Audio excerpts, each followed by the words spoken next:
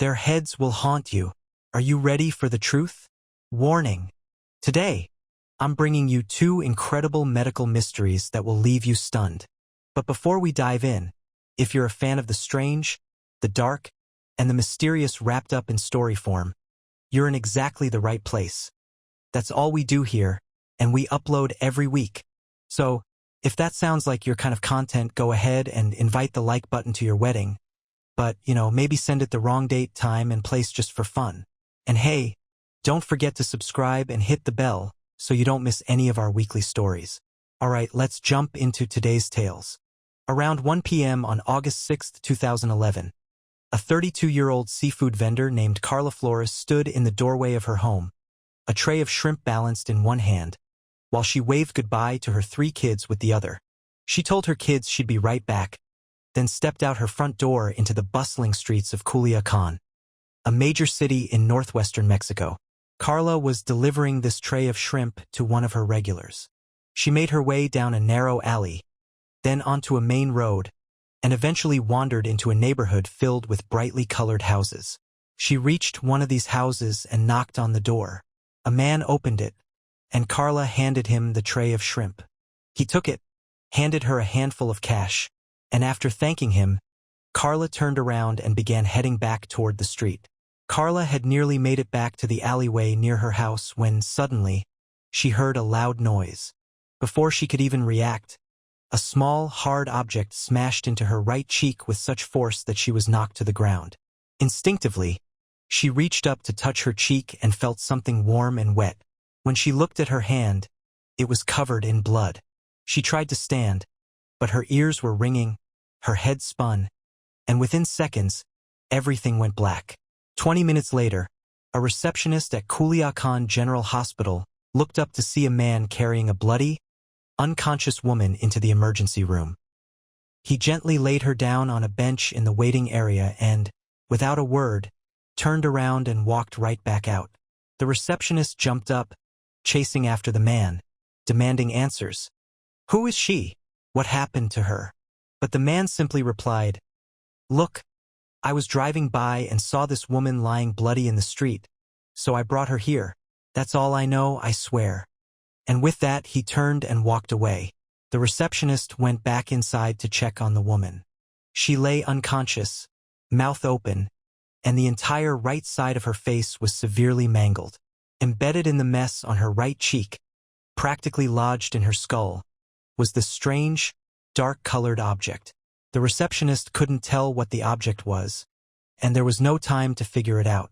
She called for help, and within seconds, a couple of nurses rushed out of the emergency room. Together, they lifted the woman onto a gurney and wheeled her back to see a doctor. Moments later, Dr. Gustavo Mesa entered Carla's hospital room. He'd been briefed on her condition, but when he stepped inside, he saw that she was no longer unconscious. Her eyes were wide open, and she looked utterly bewildered. Dr. Mesa noticed she was struggling to breathe and couldn't fully close her mouth.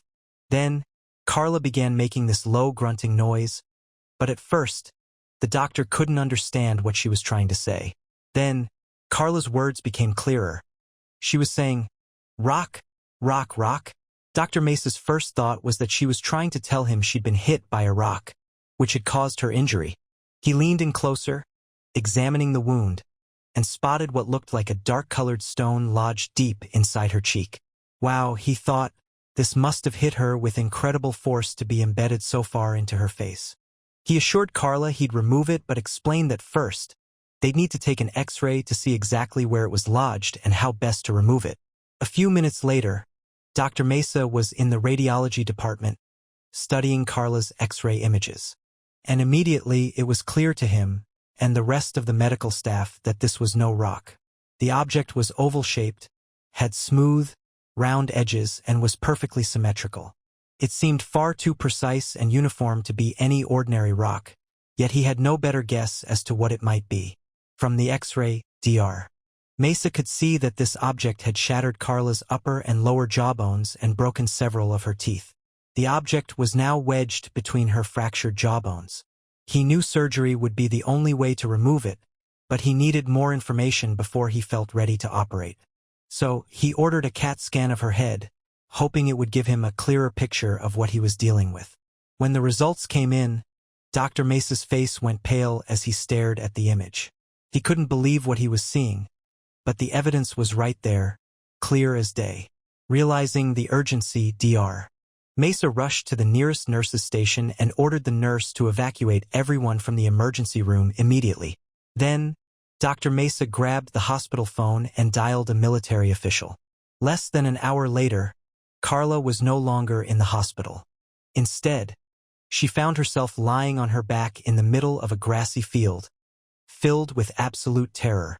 An anesthesiologist approached and injected a local anesthetic into her cheek, and instantly, the unbearable pain Carla had felt since waking up in the hospital finally subsided. But her fear only deepened. She knew there were 2 doctors and a nurse standing nearby, ready to operate on her. But just a few feet away, 2 army soldiers watched her closely. Carla glanced up just in time to see one of the doctors lowering a scalpel toward her face, and she quickly closed her eyes, bracing herself. She could hear the soldiers giving instructions and the clinking of surgical instruments. With her eyes shut tight, Carla tried to block it all out, pretending this nightmare wasn't happening. Finally, after what felt like an eternity, she felt a shift in her face. It was the doctors and nurses carefully pulling the object out of her cheek. Carla opened her eyes, and there, right above her, she saw the doctor holding the bloody object they had just pulled from her face. A live grenade. That was why they hadn't operated in the hospital but out here in an open field. If it exploded mid-operation, at least casualties would be limited. It was also why the military had been called in, to guide the medical team on handling this live piece of ordnance during the procedure. After the grenade was carefully removed, the soldiers took it away and safely disposed of it. Investigators believe that the grenade had been fired from a launcher, which would explain the loud noise Carla heard right before it hit her in the face. Fortunately, the grenade's fuse, which should have ignited on impact, failed. So, while it was very much live, it didn't explode and kill her. As for who fired the grenade, why, and whether Carla was the intended target or just an innocent caught in the wrong place at the wrong time, that all remains a mystery. Carla ultimately lost half of her teeth and had to undergo multiple reconstructive surgeries, leaving her with a significant scar on her right cheek. But she said she was just grateful to be alive. She expressed her heartfelt thanks to the stranger who brought her to the hospital, the medical team, and the army soldiers who risked their lives to save her. One morning in the spring of 1982, a mother rushed to the reception desk at the Royal London Hospital in England, cradling her 6-week-old baby girl named Claire. Claire was her first and only child, and like many first-time parents, this mother was incredibly anxious about her daughter's health. So, anytime there was a change in Claire's behavior or appearance, it sent her into a panic, and she rushed to the doctor. That morning, the mother noticed something very unusual on Claire's head. 2 raised, white lines that formed the shape of a plus sign. One line ran from the nape of Claire's neck all the way up to her forehead, while the other line was horizontal, stretching from behind one ear to the other. The mother had no idea what these lines were, what they meant, or what caused them. As soon as she noticed them, she scooped Claire up and rushed to the hospital. In the past, every visit to the hospital had ended with the reassurance, "Your child is just fine." But this time, when the receptionist saw Claire's head and those unusual lines, her expression changed. She immediately said, "Those do not look normal." Handing the mother some paperwork, she assured her that they would get Claire in to see a neurologist as soon as possible. 15 minutes later, the mother found herself in an exam room, watching as the hospital's pediatric neurologist, Dr. Farhad Afshar, carefully examined Claire's head. After a moment, Dr. Afshar stepped back and explained to Claire's mother that the raised lines on her daughter's head were known as bulging fontanelles. He told her that when babies are born, the bones in their skull aren't fused together yet. The thin gaps between these separate bones are called fontanelles. When a baby's fontanelles begin to bulge like Claire's, it usually indicates that the child's brain is swollen and pushing the skull bones apart. Dr. Afshar reassured Claire's mom that she had made the right choice by bringing her daughter to the hospital. However, He warned her that many things could cause a baby's brain to swell and lead to bulging fontanelles. To understand what was happening, they would need to order a CAT scan. Feeling uneasy but knowing they needed answers, Claire's mom agreed. They performed the CT scan, and a few minutes later, Dr. Afshar returned to the room, his expression grave. He delivered the heartbreaking news. Claire had a brain tumor. Hearing this, Claire's mom felt as if the entire world was crumbling around her. She was terrified for her daughter, overwhelmed with a million questions swirling in her mind. But before she could voice any of them, Dr. Afshar continued, "There's something else." He explained that while brain tumors are typically composed of brain cells, Claire's tumor appeared to be something entirely different. Based on the CT scan, it looked like Claire's tumor contained both fat and bone. Dr. Afshar admitted he had never encountered anything like this before and couldn't even begin to explain it. However, he was certain of one thing. Whatever this abnormal growth was, it had to be removed from Claire's head. Leaving it there could lead to serious neurological damage, or worse, it could be fatal. With a heavy heart, Dr. Afshar told Claire's mom that she had only one real option. Claire needed brain surgery. Even though the operation was incredibly risky for a child as young as Claire, it was the only way to determine what this mass truly was and to remove it. Soon after their conversation, Dr. Afshar stood in the operating room, with Claire sedated and lying face down on the table before him. He made an incision across the back of Claire's head, then carefully cut a rectangle into her skull, effectively creating a small door. Opening this door, he was able to see the base of Claire's brain. Delicately, he shifted the left and right hemispheres of her brain apart just enough to access the area where the tumor was located. That's when he got his first look at the strange mass. He grabbed it with a pair of surgical tongs and gently tugged, surprised at how easily it began to slide out. Slowly, it emerged into the light. But when Dr. Afshar finally had a full view of what this thing was, he was so stunned that he just froze, staring in disbelief at this object that seemed impossible. After setting the strange mass aside, Dr. Afshar carefully closed Claire's skull, stitched her head up, and then transferred her to the pediatric ICU. Claire lay unconscious in her hospital bed, with her mother by her side, for weeks.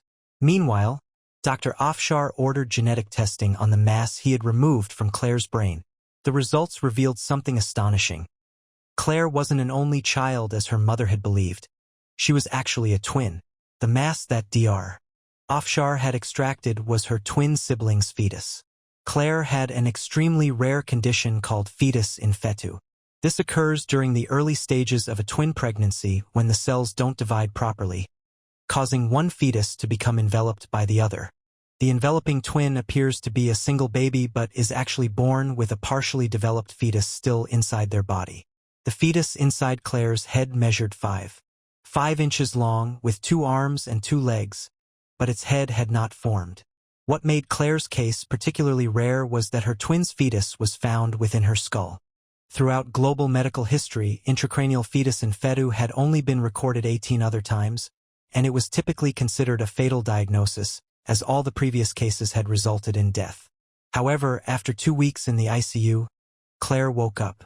A week later, she was healthy enough to go home. By 18 months old, she had fully recovered with no lingering neurological issues. According to medical literature, Claire was the first person to ever survive having her own twin removed from her brain. In July of 1848, a 25-year-old man named Phineas Gage began working in construction on the Hudson River Railroad in New York.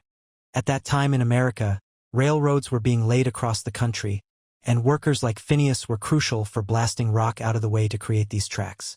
Phineas was an expert in explosives, having learned to set controlled blasts while growing up on his family's farm in New Hampshire. Later, he worked in a mine blasting through rock. His expertise made him the ideal railroad worker, and when Phineas began working on the railroad in New York, his co-workers quickly came to admire him. Phineas was extremely intelligent and energetic, a captivating conversationalist who was charismatic and funny, a natural leader. It was no surprise that just 2 months into his new job, he was promoted to blasting foreman, meaning he would lead the explosives team. Thrilled about his promotion, Phineas had a custom tamping iron made at a blacksmith. A tamping iron is a long metal rod used to pack explosives. When railroad workers needed to blast through a large rock, they would start by drilling a deep, narrow hole into the rock.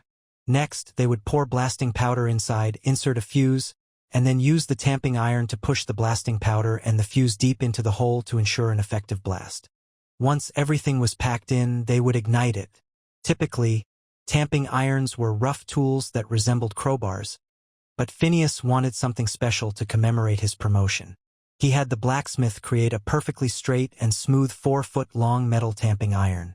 One end was pointed while the other was blunted. This rod weighed about 13 pounds and had a diameter of around 1.25 inches. Phineas loved this tamping iron. He brought it with him not just to work but essentially everywhere he went. On September 3, 1848, shortly after his promotion, Phineas and his explosives team were tasked with blasting through some rock in a forest. Phineas was right up front at the blasting site, helping prep the explosives. His team had drilled that long, deep, narrow hole into the rock they were about to blow up. They loaded it with blasting powder and inserted a fuse. Then, Phineas took his beloved tamping iron and began packing the powder and fuse deep into the rock, ensuring everything was ready for the upcoming blast. Phineas had used the blunt end of his tamping iron to pack the explosives, leaving the pointed end sticking out of the rock. As he was working, one of his men tripped on something behind him. In response, Phineas turned to the right to see what was happening. This movement must have nudged the tamping iron inside the hole, creating a spark that ignited the explosive. In an instant, the tamping iron was fired like a missile from the hole, penetrating Phineas's cheek, traveling behind his left eye, and exiting through the top of his skull before landing about 80 feet away, covered in his blood and brain matter. The event unfolded so quickly that, for a brief moment after the tamping iron blasted through his head, Phineas stood upright with wide eyes. Then, without warning, a geyser of blood erupted from the top of his head, and he collapsed backward onto the ground. Upon hitting the ground, he began to have a seizure. His co-workers, still in shock from the sudden explosion, rushed to his side, attempting to position him so he wouldn't hurt himself. But as they looked at him, they realized he was literally missing half of his head, drenched in blood. In that moment, they thought there was nothing they could do but wait for him to die. Phineas's co-workers, who adored him, stood there somberly, expecting to witness their boss's final moments. But then, to their astonishment, Phineas stopped having seizures, opened his eyes, and looked up at them, asking, "What happened?"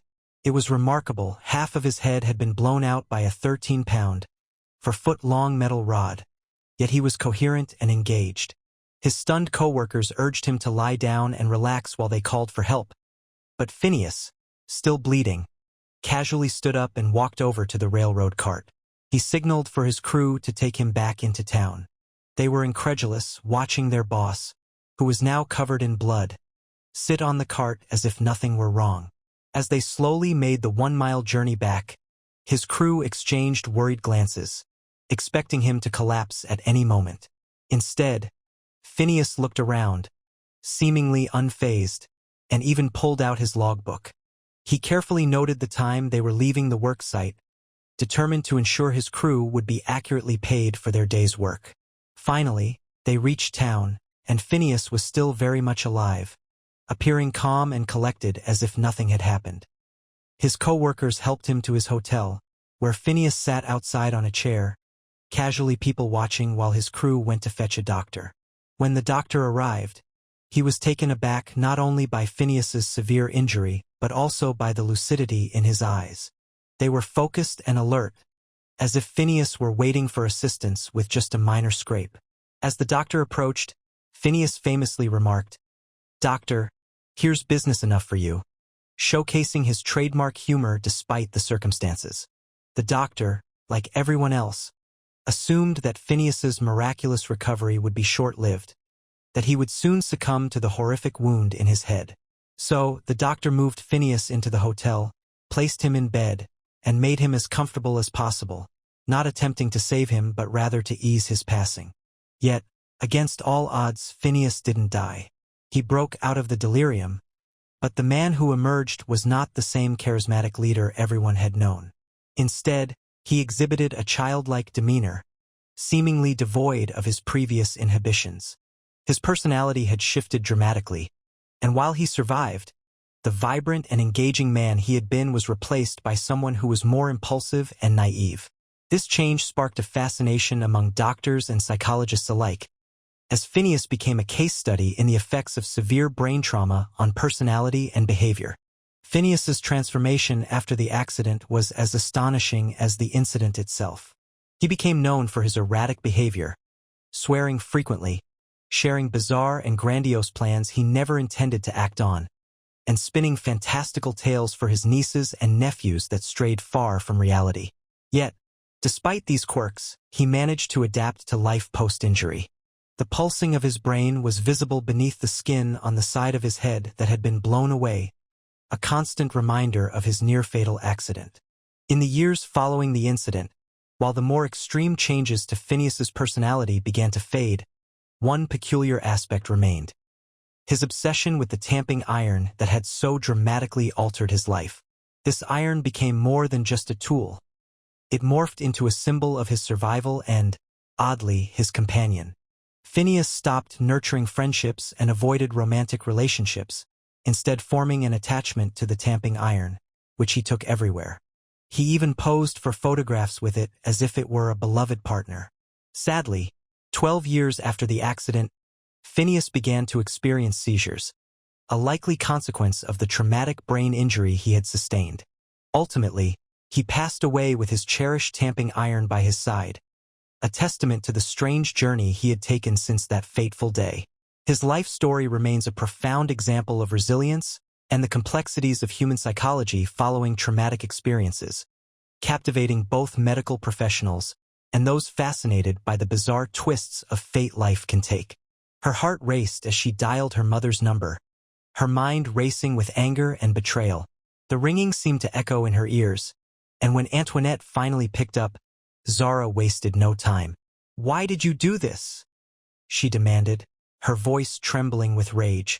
"You had no right to come into my apartment and go through my things." "Zara, sweetie, calm down," Antoinette replied, her tone annoyingly soothing. "We were just worried about you. We thought you might need some help." "Help? Is that what you call it? Ransacking my home and poisoning my food?" Zara spat back, feeling the heat rise in her chest. "You crossed a line. Please, just listen for a second." Her mother continued, unfazed. "We love you and we thought maybe you were getting into some trouble. We wanted to help you, but we didn't want to worry you." "Help? By stealing from me? By breaking into my home?" Zara shot back. "I can't believe you would stoop so low. This isn't about help. It's about control. You've always tried to control me." Antoinette sighed, a heavy, exasperated sound. "Zara, you need to understand. This is for your own good. We just want what's best for you. We can't let you make the same mistakes we did." Zara clenched her jaw, feeling the weight of the betrayal settle over her like a dark cloud. "What you did was wrong, Mom, and I won't let you manipulate me anymore." Before Antoinette could respond, Zara hung up. The walls of her apartment felt like they were closing in on her, suffocating with a mix of anger and disbelief. She took a deep breath, trying to steady her racing heart. Zara knew she had to take action. She couldn't let her parents get away with this. She quickly grabbed her laptop, pulling up her research notes, determined to find evidence of the contamination she suspected. She had always been meticulous about her studies, and this would be no different. As she typed furiously, her mind raced through the possibilities. What could they have used to poison her food? Had they even left any traces behind? Each unanswered question only fueled her resolve. After several minutes of frantic searching, Zara's attention shifted back to her fridge. Could there be something, some residue, some clue, that would tell her what her parents had done? She stood up and moved toward the kitchen, her heart pounding with both fear and adrenaline. As she reached the fridge, she hesitated for a moment, recalling the foul smell that had repulsed her earlier. With a deep breath, she opened the door again, ready to confront whatever twisted game her parents had played. Scanning the shelves, she noticed a small container tucked away in the back. It was unmarked, and her gut twisted at the thought of what it might contain. Zara reached in, pulling it out to examine it closely. What she discovered next would change everything. His case changed the landscape of neuroscience forever, revealing how a brain injury could alter specific personality traits. Today, Phineas Gage's skull and the infamous tamping rod are preserved at Harvard Medical School. And now, a chilling clip from Mr. Ballen's Medical Mysteries. The winter streets of Boston were cold and gray as Zara hurried back to her apartment, eager to escape the company of those she felt she could no longer trust. As she rushed down the hallway toward her unit, dread gripped her heart. Her front door stood wide open. Moving cautiously, wary of an intruder, Zara tiptoed to the threshold and peeked inside. The sight that met her eyes sent a shiver down her spine. Furniture overturned, books scattered, and clothes strewn about. Her sanctuary had been ransacked. Suddenly, the realization struck her like a bolt of lightning. Zara felt a wave of embarrassment wash over her. Of course, her parents were the culprits. She had foolishly given them her spare key, and they must have come while she was in class. Betrayed, she understood they were in on the same twisted game as her classmates, and even her professor. As the gravity of the situation sank in, Zara quickly deadbolted her door, a sense of determination igniting within her. She surveyed the chaos in her apartment, convinced her parents had not only robbed her, but had also left behind a sinister contamination. Frantically, she rummaged through drawers and cabinets, her heart racing with each creak of the floorboards, until her gaze landed on the refrigerator. Zara stepped into the kitchen, her pulse quickening as she slowly opened the fridge door. Her groceries remained untouched, yet something felt profoundly wrong. Leaning in to inspect further, a foul odor assaulted her senses. With a gasp of revulsion, she recoiled, slamming the door shut. Horror coursed through her veins as she realized she would have to dispose of all her food. Everything inside had clearly been poisoned. Steeling herself, Zara reached for her phone, her fingers trembling as she dialed her mother, Antoinette. After a few rings, her mother finally answered. Zara's voice was icy, laced with fury. "If you or Dad ever come near my apartment again, I swear I'll hurt you. Don't think I won't fight back. I refuse to be the one who backs down if this gets ugly." There was a moment of silence on the other end, and Zara felt a surge of adrenaline. "And don't ever call me again," she snapped before abruptly hanging up, the weight of her words hanging heavy in the air. "Wait, don't go anywhere. If you're craving more strange, dark, and mysterious tales, click here."